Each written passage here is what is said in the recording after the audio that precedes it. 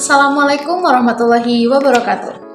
Selamat pagi dan salam sejahtera bagi kita semua. Sebelumnya saya ucapkan terima kasih kepada Ibu Adila Lutfia SSI MSI selaku dosen pengampu mata kuliah Fisika Lingkungan.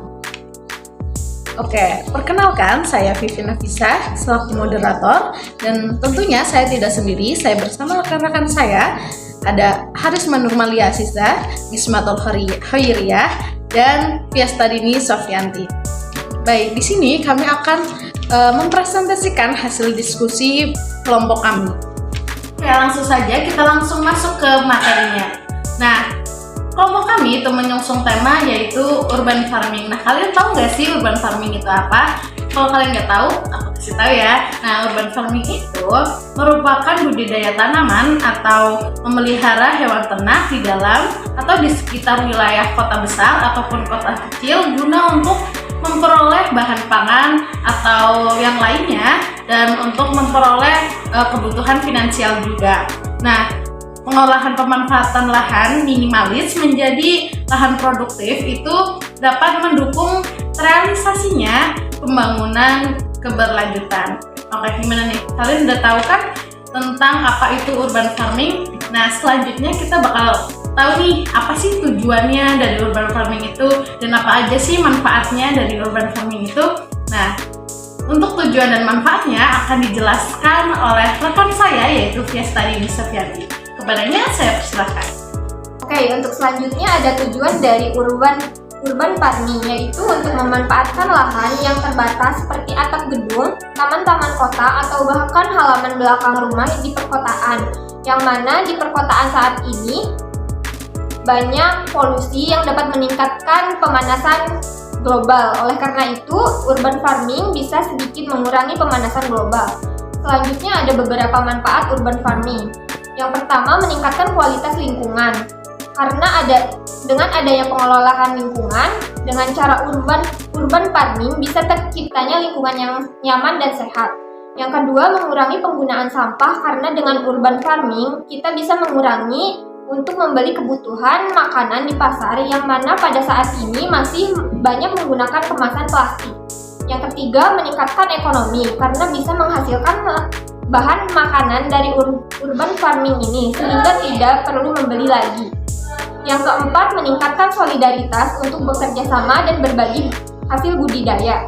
Yang kelima, meningkatkan keterampilan. Contohnya, keterampilan mengolah sampah dapur seperti sisa makanan, sayur-sayuran, dan buah-buahan untuk dijadikan pupuk. Yang terakhir, meningkatkan kualitas hidup, yaitu dengan menghasilkan makanan yang sehat, mengurangi biaya untuk berbelanja, serta meningkatkan kesehatan karena adanya lingkungan yang sehat pula. Nah, teman-teman gimana nih? Manfaatnya banyak banget bukan tentang urban farming itu. Kalian udah tahu nih manfaatnya apa, tujuannya apa, dan kali ini kalian bakal tahu juga nih gimana sih langkah-langkahnya, gimana sih step-stepnya untuk membuat urban farming itu, dan apa sih tantangan dalam pembuatan urban farming. Nah, itu semua akan dijelaskan oleh rekan saya juga, yaitu Harisma Nurmalia Aziza. Kepadanya saya persilakan. Urban farming. Yang pertama adalah meninjau lahan pekarangan, yaitu dengan mencari tempat dan wadah yang cocok dan sesuai untuk urban farming. Kemudian menyiapkan media tanam seperti tanah kebun, kemudian media tanam hidroponik semacam rock wool, kapas, arang sekam, kemudian serabut kelapa, pupuk kandang, serta kompos. Selanjutnya adalah menyiapkan bibit tanaman seperti tomat, timun, kol, dan jahe serta sawi yang ingin ditanam. Kemudian melakukan penanaman dengan menutupi tanaman dengan diberi kompos, kemudian rutin disiram dan dirawat berikutnya. Pada urban farming, banyak tantangan-tantangan yang akan terjadi seperti adanya organisme perusak tumbuhan tanaman seperti hama, hama, dan penyakit lainnya. Kemudian adalah kurangnya kesadaran masyarakat di bidang urban farming seperti kurang tertariknya masyarakat dalam kegiatan bercocok tanam untuk kehidupan perkotaan. Oke teman-teman, tadi itu langkah-langkahnya gimana nih? Kalian bisa nih mengaplikasikannya di rumah atau lahan punya kalian. Oke, selanjutnya kalau misalkan tadi kan teman saya itu juga mengatakan tentang tantangan dalam pembuatan urban farming itu ya. Oke, setelah adanya tantangan pasti ada upaya ya kan. Nah, di sini upayanya apa aja dan contohnya apa aja sih? Nah, ini akan dijelaskan oleh rekan saya, yaitu Miss Matul Harida. Kepadanya saya persilakan. Setelah adanya tantangan, maka perlu dilaksanakan suatu upaya untuk merealisasikan urban farming, di mana untuk mencegah hama, penyakit, dan gulma dapat dilakukan dengan berbagai cara selain menggunakan pestisida. Secara alami dapat dilakukan dengan penggunaan tanaman refugia sebagai alternatif pengendali hama yang memanfaatkan tumbuhan sebagai habitat musuh alami hama. Contohnya menanam bunga matahari, bunga menikir, dan bunga kertas. Selain dapat menjadi tanaman hiasan, juga dapat mengusir hama karena adanya predator pemangsa hama. Selain itu, pemilihan bibit yang unggul dan melakukan pengamatan dini terhadap keberadaan hama juga sangatlah penting.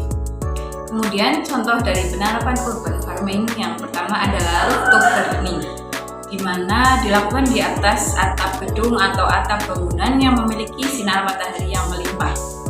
Yang kedua adalah vertical gardening, di mana menggunakan lapisan yang bersifat vertikal. Misalnya penggunaan dinding menggunakan teknologi hidroponik, aeroponik, ataupun aquaponik. Ketiga adalah yard farming, yaitu menggunakan area untuk tumbuhan dan berbagai macam hewan seperti ayam, kambing, dan bebek. Contoh yang sudah disebutkan tadi ada pula pot dan hidroponik, terus ada polybags, aquaponik, dan aeroponik.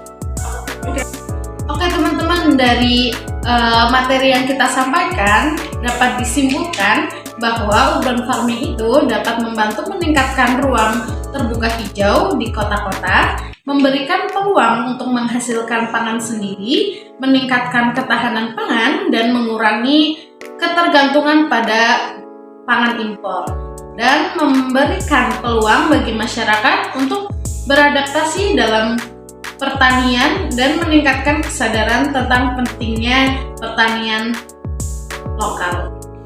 Tetapi juga mempunyai kekurangan nih teman-teman, seperti ketersediaan modal yang kurang dan mahal juga, dan hasil panen yang masih jauh dari kuota untuk memenuhi kebutuhan pangan masyarakat itu, dan yang terakhir ada keterbatasan lahan. Teman-teman, cukup sekian presentasi dari kelompok kami. Saya Vivi Nafisah pamit undur diri. Wassalamualaikum warahmatullahi wabarakatuh.